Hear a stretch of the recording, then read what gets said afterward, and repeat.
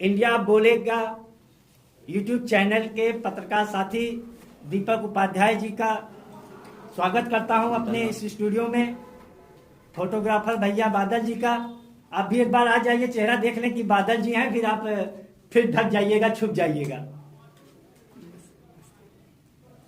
दोस्तों, इस लाइव कार्यक्रम में ही दीपक जी का अनुरोध था कि आप अपने चैनल के लिए इंटरव्यू लेना चाहते हैं, तो मैंने सोचा ठीक है। भैया से जैसा कि हमारी बात हुई थी, हम अमित भैया से, उन्होंने बोला था किसानों के लिए एक वर्चुअल जो है लाइव करना चाह रहे हैं। तो हमने बोला कि भैया जो है आपके इस बढ़िया प्रयास में हम भी आपका 2 मिनट का हिस्सा लेना चाहेंगे।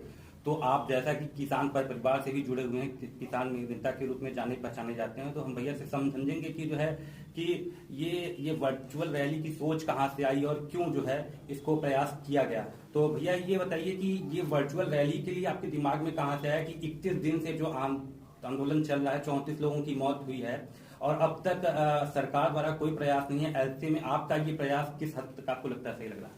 देखिए, जो ये सोच आई वो बिहार चुनाव से मिला।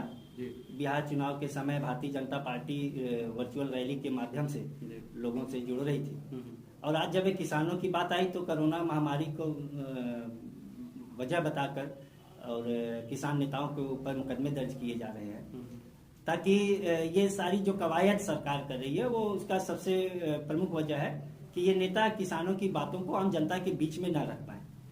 तो मैंने सोचा क्यों ना मैं इन सारी दिक्कतों को देख रहा था, आप सब लोग भी जानते हैं, तमाम अगर कोई भी राजनीतिक दल किसानों को समर्थन देता था तो सरकार तुरंत उनको नजरबंद कर देती थी, उन्हें गिरफ्तार कर लिया जाता था और उनके आयोजनों को विफल कर दिया जाता था। मैंने सोचा कि हम और इधर हमारे जनता में किसान आंदोलन के लिए जागरूकता पैदा हो, लोगों में एक सोच बने किसानों की मदद करने के लिए, हमारे जो देश के अन्नदाता हैं उनका साथ देने के लिए। तो मैंने अपने साथियों से बात किया और मैंने ये अपने YouTube चैनल और Facebook पेज के माध्यम से वर्चुअल रैली करने के लिए ठाना, और मैं अपने सभी साथियों का आभार व्यक्त करता हूं कि उन्होंने इसको सफल बनाया और हिस्सा लिया और ये बातें लोगों तक पहुंचाई।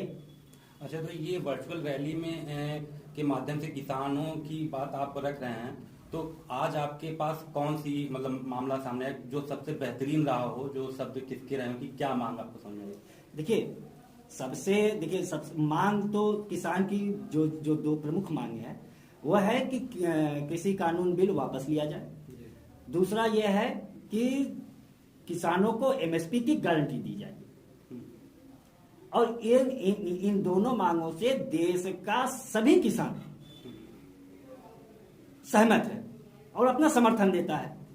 तमाम तरह का हमारे इस कार्यक्रम में उदल यादव जी थे, पूनम मौर्य जी थी और गोविंद मौर्य जी थे, अमलेश यादव जी थे, इसके अलावा गौरव सोनकर जी थे। सबने अपने विचार व्यक्त किए। सबने ये कहा कि अगर MSP नहीं होगी तो उद्योगपति आने वाले समय में आम जनता को महंगे दाम में खाद्यान्न बेचेगा, जिससे गरीबों के जीवन यापन में बहुत दिक्कत होगी। जब दाल, नमक, तेल, चावल ये सब चीजें महंगी हो जाएंगी तो आपका बजट बढ़ जाएगा। MSP की मांग रखना किसानों का अपना अधिकार है, लेकिन खाने पीने की चीजें महंगी ना हो ये जनता का अधिकार है। जो लोग 2014 में अन्न आंदोलन को समर्थन दे रहे थे, आज जब यह देश में अन्न आंदोलन हो रहा है तो उसको चीन और पाकिस्तान से प्रायोजित बताया जा रहा है, उसे खालिस्तानियों का जमावड़ा बताया जा रहा है। अच्छा भैया, कहीं न कहीं सरकार की मंशा ऐसा तो नहीं कि शाहीन बाग की तर्ज पे इस आंदोलन को भी वो खत्म करने का प्रयास करने की सोच रही हो कि कोई इनकी तरफ देखे ही ना? बिल्कुल ऐसा ही है। 2014 के बाद से जब भी किसी भी प्रकार का कोई आंदोलन होता है, जब नौजवान परेशान होता है, जब किसान परेशान होता है, जब महिलाएं परेशान होती, जब अल्पसंख्यक परेशान होती, जब भी लोग सरकार के खिलाफ आवाज उठाने का प्रयास करते हैं तो सरकार से जुड़े हुए संगठन, सरकार में बैठे हुए लोग और इस सत्ताधारी दल के कार्यकर्ता, इनका एक सूत्री कार्यक्रम होता है कि उनको बदनाम करने का। आप सोचिए, देश का किसान जो देश के लिए अनाज पैदा करता है, जिसने ये वो देश है जहां पे लाल बहादुर शास्त्री जी ने, जो देश के पूर्व प्रधानमंत्री थे, उन्होंने नारा दिया जय जवान जय किसान। उस देश में किसानों का इतना बड़ा सम्मान था। आज सरकार कहती है कि मैं 6,000 रुपए किसान सम्मान निधि देता हूं, और इतने जोर शोर तरीके से चिल्लाती है, शोर मचाती है, ढिंडोरा पीटती है कि जैसे वो किसानों के ऊपर एहसान कर रही है। लेकिन ये बात छुपाती है कि 6,000 रुपए देने के लिए उसने किसानों को दिए जाने वाले पेट्रोल डीजल पर से सब्सिडी हटाई, उसने खाद पर से सब्सिडी हटाई। इन सारी बातों को लोगों से छुपाया जाता है। जब भी कोई आंदोलन होता है तो सरकार द्वारा क्या यह कर जाना कि यह विपक्षियों की साजिश है, विपक्षी पार्टियों का इसके पीछे हाथ है, कितना हद तक आपको लगता है? नहीं, देखिए इसमें कुछ नहीं है। देश के किसान परेशान हैं, इसलिए वो सड़क पे बैठे हैं। आपको क्या कोई पैसा देगा तो इस ठंड में रात में आप जाएंगे? ये देश के हमारे किसान हैं, आज वो रात को ठंड में बैठे हुए हैं, विदेशी लगते हैं, लेकिन जब वही वो इस ठंड वाली रात में गेहूं की सिंचाई करता है तब वो कहाँ रहता है? वो उसको आदत पड़ गई है किसान को, ठंड में पानी में खड़े होकर गेहूं की सिंचाई करते करते आदत पड़ गई कि वो 5 डिग्री सेल्सियस वाली दिल्ली के ठंड में भी बैठा हुआ है धरने पे।